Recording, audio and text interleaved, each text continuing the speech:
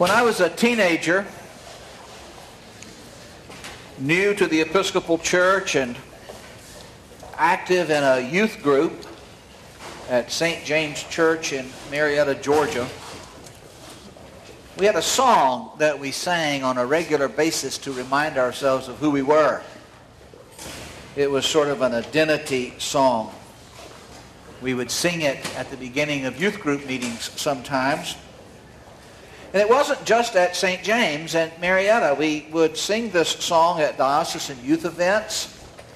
We sang it at Camp Michael, which is a little bit like Camp Allen, only a lot smaller and a whole lot more rustic. It was something like a national anthem for the EYC. In those days, EYC stood for Episcopal Young Churchmen. It was before the days of inclusive language sensitivity. We still use the term. We still talk about the EYC. We have an EYC here, though it means something different, and I'm not sure what it is. Episcopal Young Church Persons or Episcopal Young Christians, I'm not sure what, but it doesn't mean Episcopal Young Churchmen anymore. But all of that is for another day, a later lecture. Actually, I will have much more to say about that in a few weeks. But back to the song.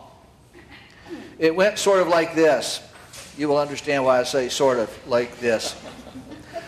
I am an Anglican. I am PE. Not a high church, not a low church, but a Catholic, a Protestant, and free. Not a Lutheran, not a Presby, not a Baptist, white with foam. I am an Anglican, just 2 steps from Rome. I am an Anglican, via media, boom, boom. I'm not known for my vocal ability, and in case you couldn't tell it, the tune is borrowed from God Bless America. The words are made up, of course, and meant to be clever, but they also cast a bit of light on just what this Episcopal Church is. I am an Anglican. The word, of course, means English in a general sense. Anything that is related to English or the English language really can be called Anglican. In a more specific, narrower definition, Anglican means anything that is related to the established Church of England. The roots of the Episcopal Church, the roots of this church, are in the Church of England. More than that, we are in communion with the Church of England and with other churches that share the same relationship with the Church of England. The collection of all of those churches in communion with the Church of England, sometimes the expression is used in communion with the Archbishop of Canterbury. The collection of all those churches is called the Anglican Communion. We are separate, independent from each other, and yet we are in a real sense in the same denomination. We share common beliefs about certain fundamentals of the Christian faith, and we share common beliefs about the organization of the church and the practice of worship. The Church of England, for example, would recognize the ordination of clergy in our church. If I went to England, I could have my orders transferred to the Church of England. I wouldn't have to be ordained or anything, and vice versa. Now, like many things Anglican, the exact nature of the Anglican communion is a little bit fuzzy. It is hard to pin down with any kind of accuracy. We are more than cousins and maybe less than brothers and sisters. There are ways in which our union would seem organic and essential, and then there are ways in which it does not seem to be so. Until very recently, in the overall scheme of things, until very recently, we have been quite comfortable with that fuzziness. One of the characteristics of the Anglican Church is it has a high tolerance for ambiguity. We don't mind living in the midst of unknowing. We don't really mind so much living in the midst of confusion. We don't try to nail things down too tightly, and we don't try to nail them down too tightly on purpose. Or as Ed Stein is fond of saying, it's typical Anglican language. It can be interpreted in a lot of different ways.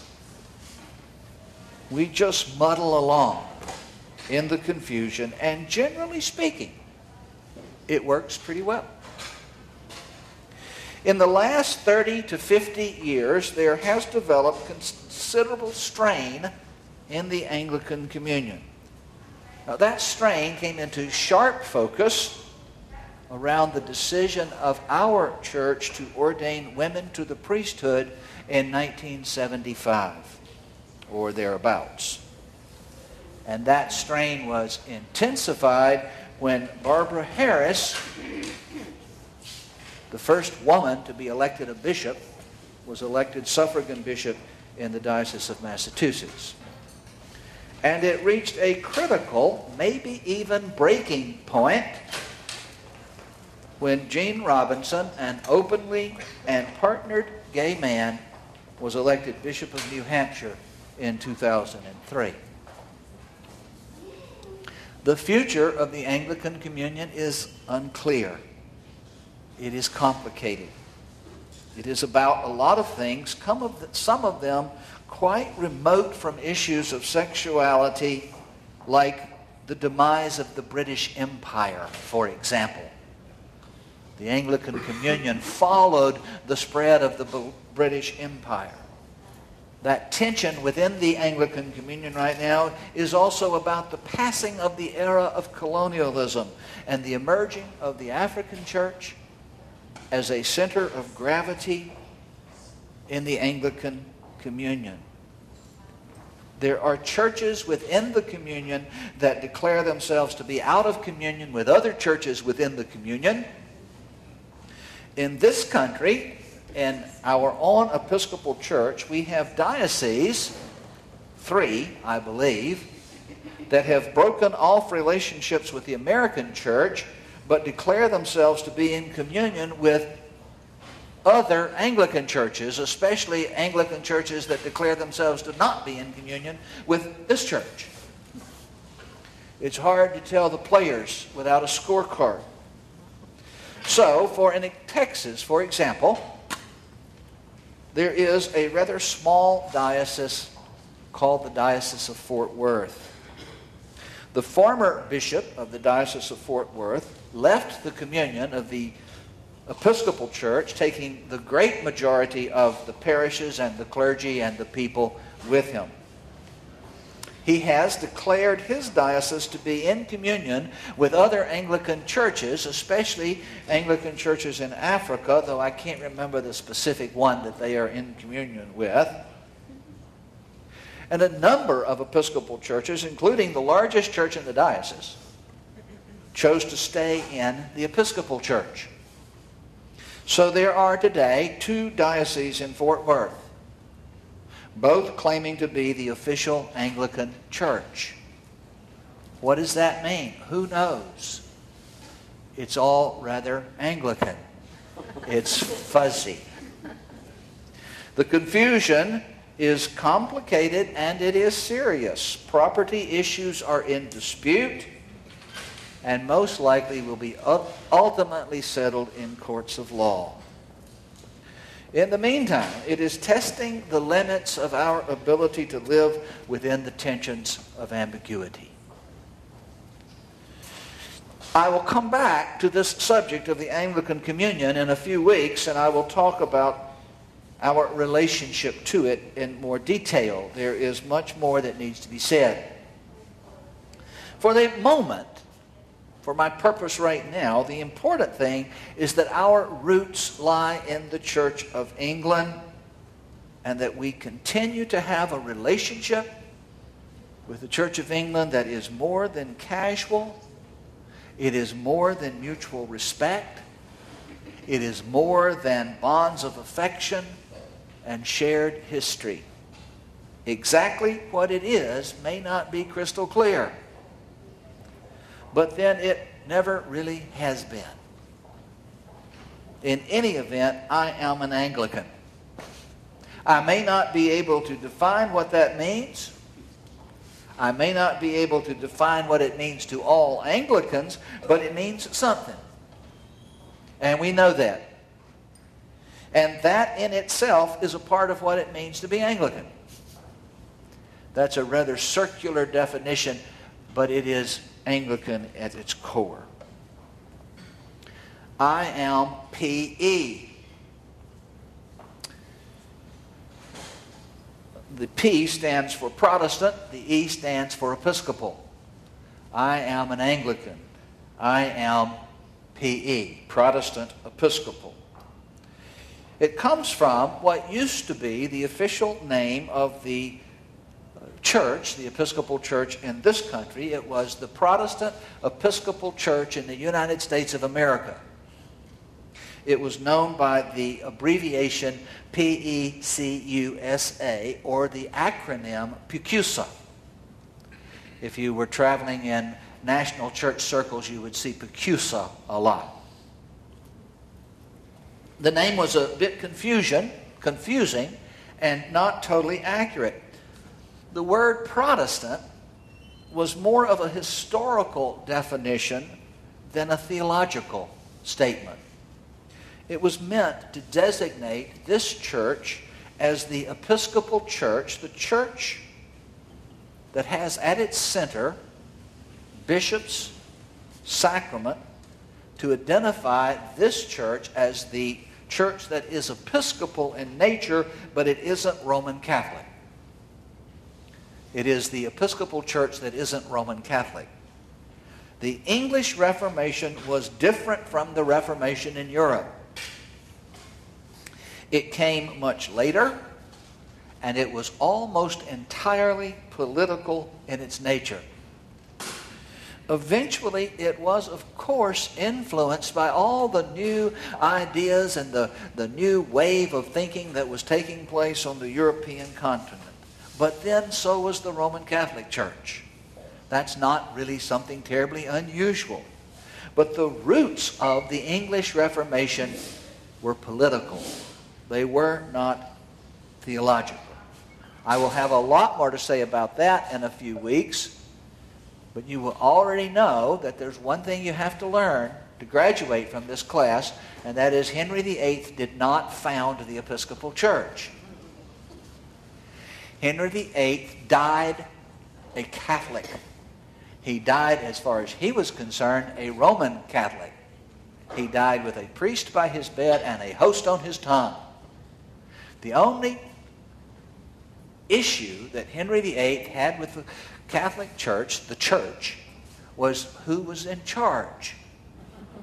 And as far as Henry was concerned, the king, the monarch of England, was in charge of the church in England, and the Pope could be in charge of whatever else the Pope wanted to be in charge of. That was between the church, the Pope, and the others. But as far as Henry was concerned, the monarch of England was the head of the Church of England. To this day, the monarch of England is the head of the Church of England. To this day, the monarch of England names bishops, archbishops, the hierarchy of the Church of England. Interestingly, Henry VIII had a theological background, by the way. He was trained as a theologian because he was the second son, and he wasn't not designated, not destined to be king.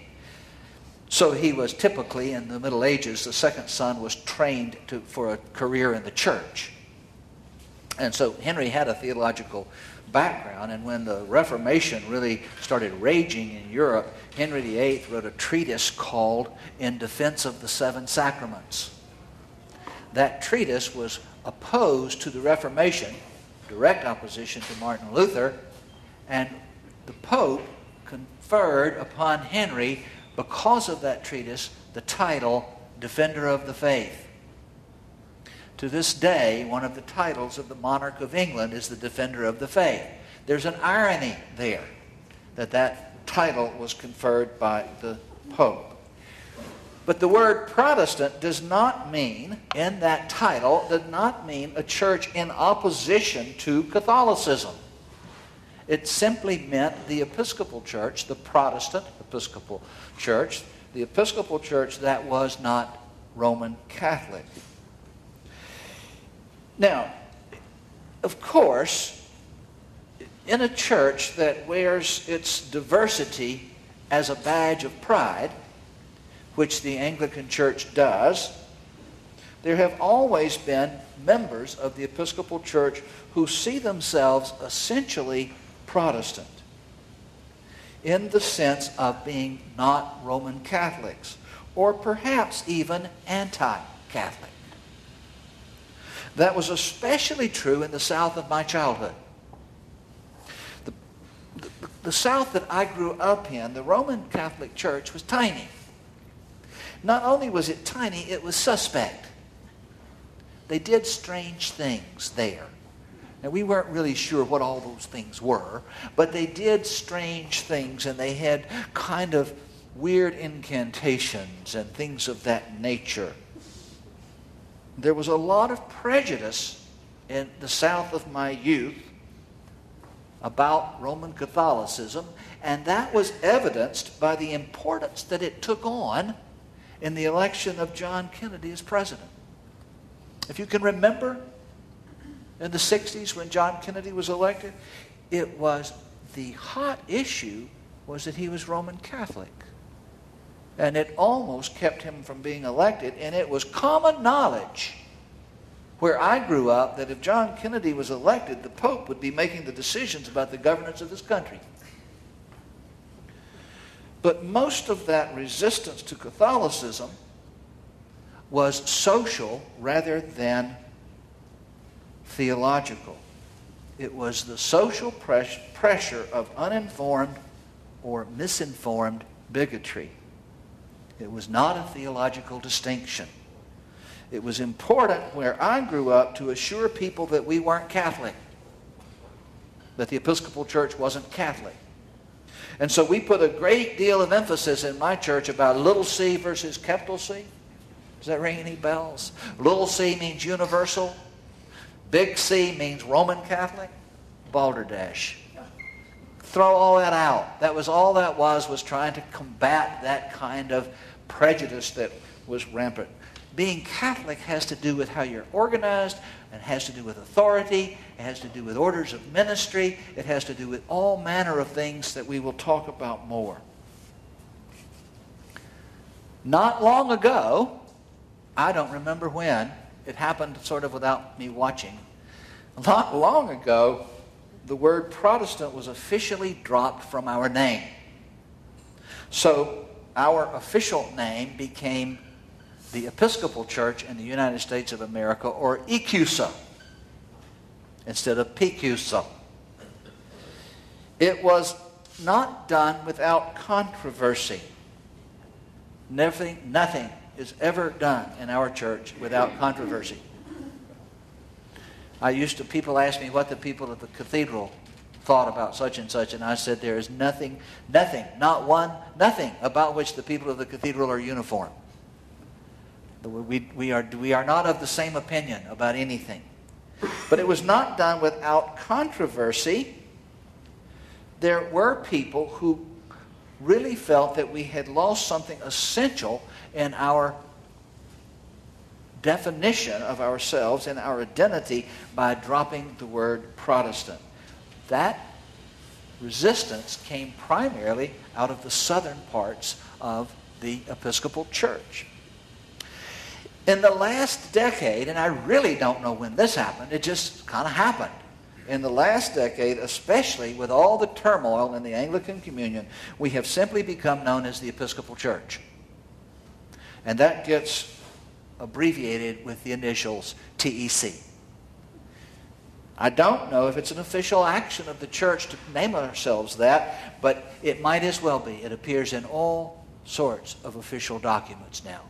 The Episcopal Church is the Episcopal Church of the United States of America.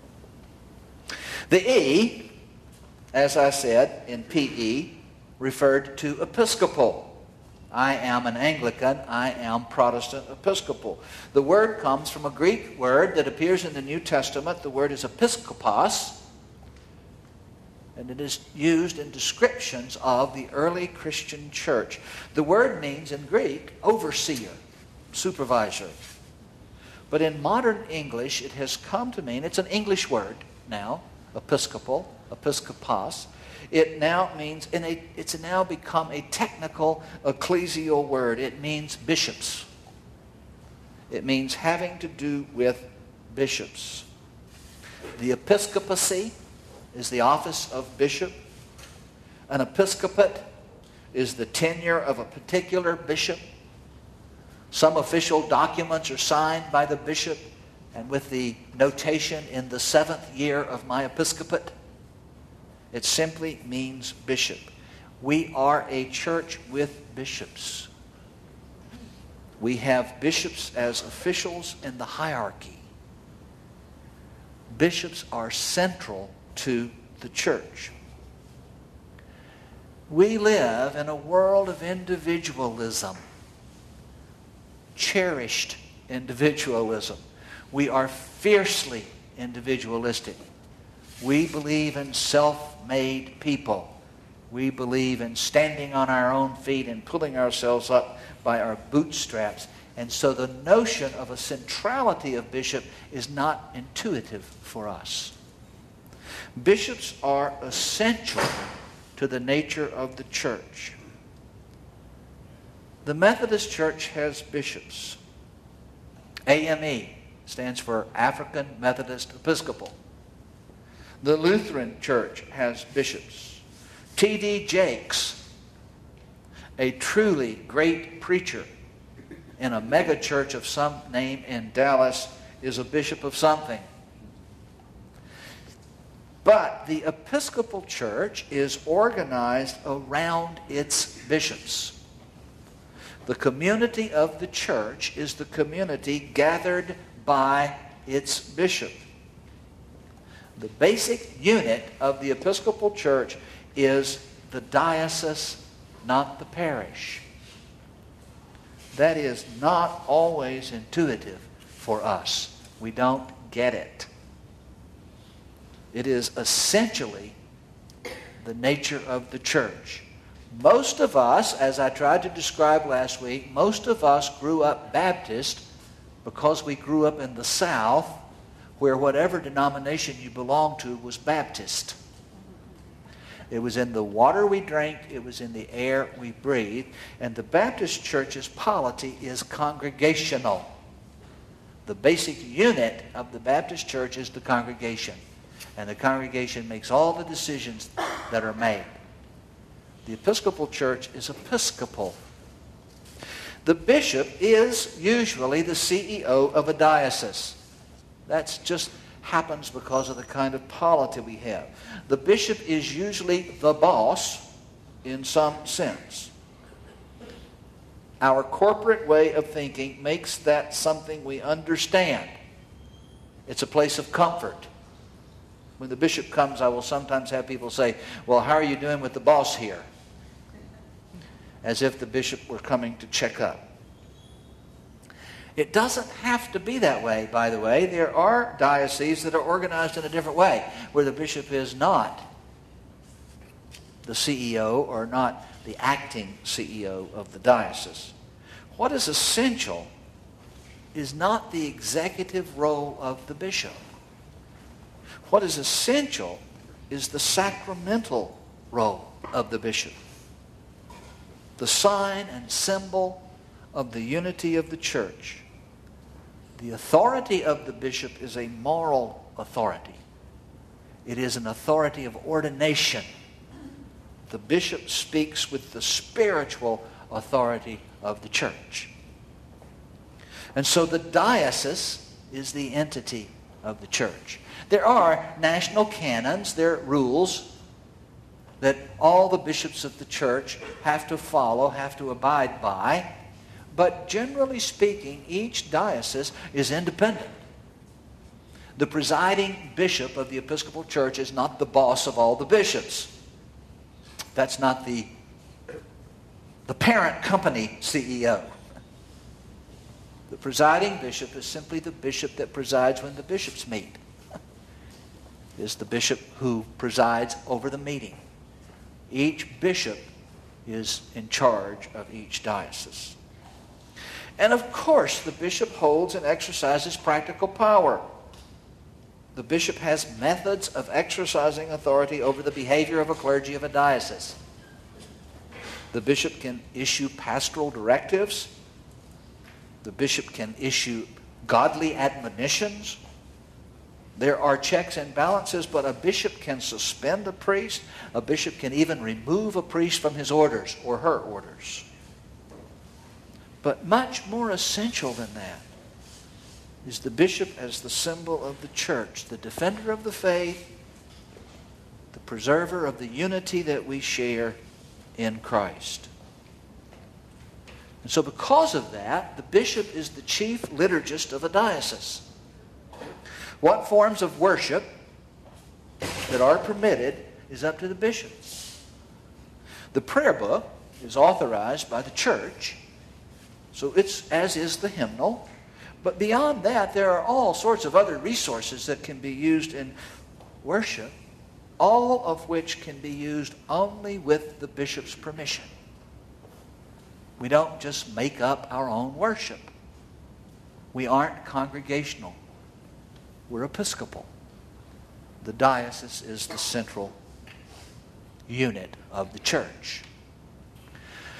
One of the things that General Convention meets once every 3 years, and it's going to meet this coming summer. It'll meet in June or July of 2012. And one of the things that almost certainly will happen at General Convention this year, next year, is that General Convention will authorize liturgical forms not for trial uses. They will authorize liturgical forms for the blessing of same-sex unions. That is almost certainly going to happen. That will be a major watershed event when that takes place. But those forms will not be a part of the prayer book. They will be probably in a part of a book that's called Enriching Our Worship, which are additional forms, and the bishop of each diocese will have to authorize the use of those forms. It will be interesting to see what happens in the church. We don't ever have calm. If you're new to the Episcopal Church, we don't ever get through the battle and then we're done and then there's just another battle waiting. And so Anglicans love to fight. I wish we could regain the days when we could fight and still be friends, but maybe that day will come back. So the bishop is the chief liturgist of the diocese, and the bishop is the chief pastor of the diocese. Now that is symbolized by the fact that in certain liturgical functions, the bishop carries a shepherd's staff with a crook on it, because the bishop is the chief pastor of the diocese. It is a symbol of authority, that staff, sometimes misunderstood by bishops. I'm not saying ours misunderstands it, don't misunderstand me. But it is authority, it's a symbol of an authority, but it is authority based on a pastoral relationship. It is a relationship of love and servanthood. That's how the bishop's authority is grounded. It is grounded in the love of Christ. So the bishop is the chief pastor. Now, that the bishop is chief pastor does not mean that the bishop is everybody's counselor or everybody's confessor. It doesn't mean that you should call the bishop up to go talk to the bishop about your problems and say, well, you're the chief pastor, I want you to be my pastor. It doesn't mean that the bishop is your pastor. It means that the presence of the bishop is a sacramental presence of the pastoral nature of our faith. Jesus is the good shepherd who lays down his life for his friends. And our ministry, not just mine, but mine and yours, is grounded in that kind of care, that kind of love. To be the chief pastor means that the bishop is concerned, is responsible to see that the clergy of the diocese exercise the pastoral responsibility of their ordination. Now, some of you, I'm going to get through all of this, but some of you are aware, painfully so, if you experienced this 30 years ago, that in order to remarry in the Episcopal Church following a divorce, you have to get the bishop's permission. We believe in the Episcopal Church that marriage is a lifelong covenant relationship entered into with that understanding of its lifelong covenant nature. We also believe, we acknowledge, that the ideal is not always met, and sometimes the option of divorce is preferable over the option of staying in a marriage that is not life-giving but death-dealing. And so we hold both of those things to be true. Wonderful Anglican kind of thing. We hold them both still to be true, that marriage is a lifelong covenant relationship and that divorce is a reality that sometimes simply has to be accepted. Because of that tension between the ideal and the reality, when there is a remarriage after a divorce, there is pastoral attention is at least suggested. If people are going to marry that in the church, it is at least suggested that there should be some pastoral attention paid to that relationship.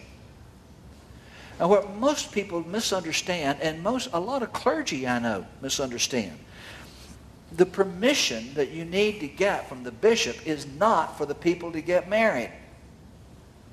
If you are divorced, either of you, and you want to get married, you do not need the bishop's permission to get married. We are not that arrogant. We do not believe that we have that kind of power.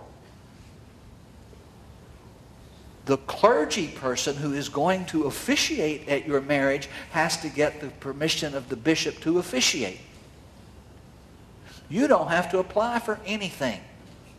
It is the priest who has to apply for permission.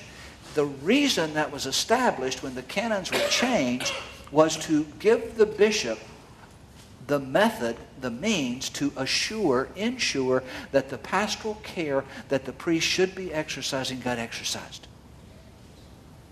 So what I do when I ask the bishop for consent is I tell the bishop what kind of time I've spent with these people. What kind of pastoral activity has gone on. So that the bishop has a way of ensuring that that pastoral care is given.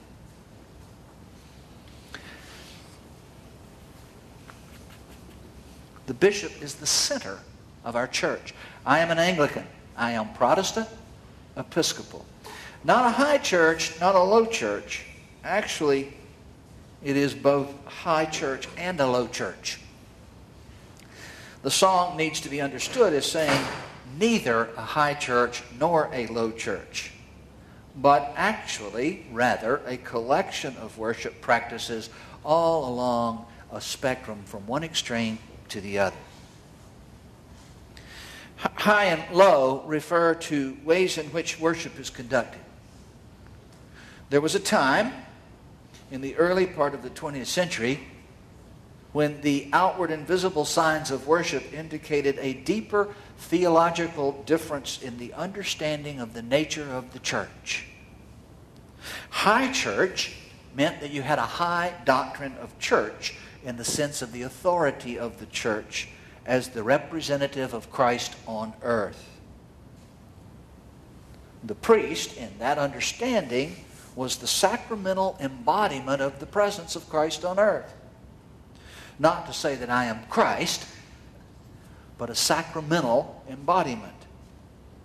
Not in the sense of the priest's own morality or purity, but in a representative way.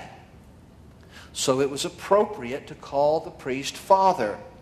There were only men in these days. And for father to speak with authority.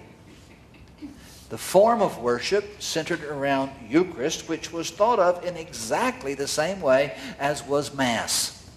I could even take you to an Episcopal churches today where they call it Mass, where Father is saying Mass. It was the priest was, as celebrant, was vested in representative vestments representing Christ reenacting the sacrifice of the cross. Low church was the opposite. It meant a lower doctrine of theology, lower understanding of church, but it understood church as the gathering of the people of God, and the people of God sharing the Spirit of God, God's anointing Holy Spirit, together represented the body of Christ on earth. Or, Martin Luther's emphasis, the priesthood of all believers. And the priest was a representative of the people, called by the people, chosen by the people, empowered by the people, simply to preside at worship. So if you were really low church, the word priest itself was not particularly appropriate. And you certainly didn't call clergy father. And ritual vestments, the vestments that one wore, needed to be simple and not representative of Christ. For those of the high church persuasion, the sacrament, the Mass, was the important thing. For those of the low church persuasion, the center of worship was the Word, the Bible, and the sermon. High church people sometimes referred to themselves as Anglo-Catholics. Catholic, not Roman Catholic, English Catholic. They were Anglo-Catholics, and low church people preferred the title of evangelical. There was a spectrum of Protestant on one end and Catholic on the other, with everything in between represented by some Episcopal church somewhere. In the 1920s and 30s and on into the 50s and even into the 60s, the battle between high church and low church was fierce. It could be ugly. There were accusations made. Names were called. Suggestions that the other side was not Christian at all, but rather satanic. That was not at all unheard of. In 1930-something, there was a huge debate in the General Convention of the Episcopal Church about a canon, a proposed canon that would limit the length of the fringe on the end of a clergy person's stole. And people took that stuff really seriously. It seems rather benign by today's standards, but there was a day, believe me, that when one's churchmanship, which is what you call, whether you're high church or low church, but one's churchmanship was essential identifier. And we called high church people were spikes. And that was a derogatory term. Even today, it remains a custom, a tradition, in the Church of England to alternate the Archbishop of Canterbury between an evangelical and an Anglo-Catholic. The current Archbishop, Rowan Williams, is an Anglo-Catholic. His predecessor, George Carey, was an evangelical. In all likelihood, the next Archbishop of Canterbury will be an evangelical. So in some senses, that division still remains. And there were regional differences. The South tended to be low church because it was so anti-Roman Catholic. All of this stuff all ties together. The streams all flow together. Low church dioceses tended to be identified as low church dioceses, and then there were high church dioceses. I was in the Diocese of Central Gulf Coast, southern Alabama for a bit. I sojourned there. Our bishop didn't wear a clerical collar except on Sundays. He wore a tie. the flagship parish, St. Paul's in Mobile, Alabama, everybody used to refer to it as Mr. Paul's because it was so low.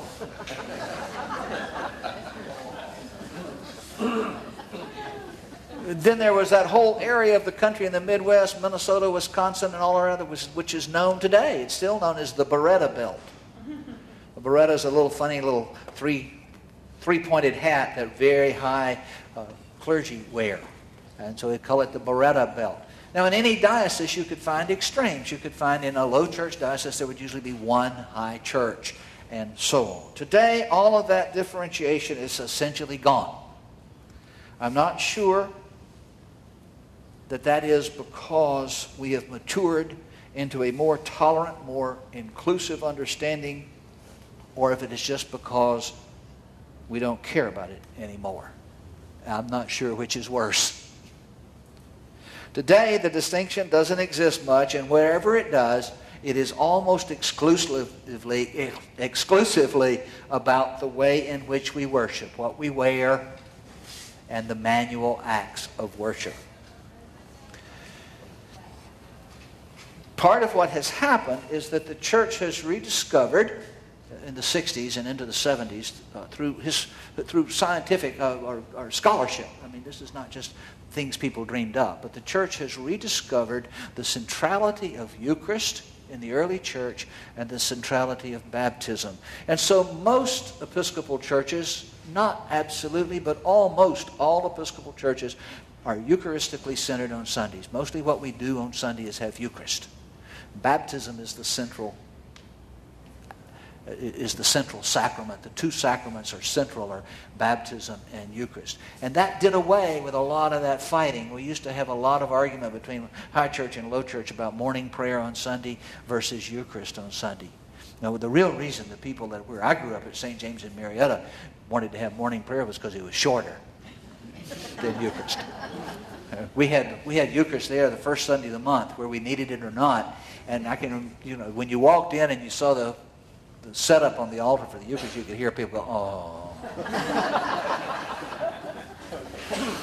We are somewhere in the middle. We wear Eucharistic vestments, though we don't really think a lot about what they might mean. Why does the celebrant wear chasuble? We don't think a lot about that. It's mostly what we think. It's kind of fun. And we have different colors. We don't think of the priest vesting the priest's self as the sacrificed Christ, which is where the chasuble comes from. It is a reenactment of the sacrifice. The chasuble is the seamless garment that was removed from Jesus at the foot of the cross. We do some manual acts of worship. Some of us bow, some of us make the sign of the cross at various times, various places. We don't have regular confessions. If you were in a real high Episcopal church, you would find that even still today, on Saturdays at 5 o'clock was confession time. We do Stations of the Cross, which is oftentimes thought of as a high church function, although almost nobody comes. But we do them anyway, but not something that catches people's imagination. We do imposition of ashes, which is an outward and visible sign, and it's associated with sort of high church practices. And a lot of people come. We are what is sometimes called a broad church. I am going to have to finish this, not next week. Next week, Bill Miller will be here. Bill Miller is the former rector of Trinity Church down the street. He wrote a book called The Gospel According to Sam. Sam is his Airedale Terrier, and it's a book about grace experienced in stories of animals. And he will be here doing a presentation called Conversations with Dog. I do recommend it. I will be here, and I'm looking forward to it. But I will be back to this soon. Thank you.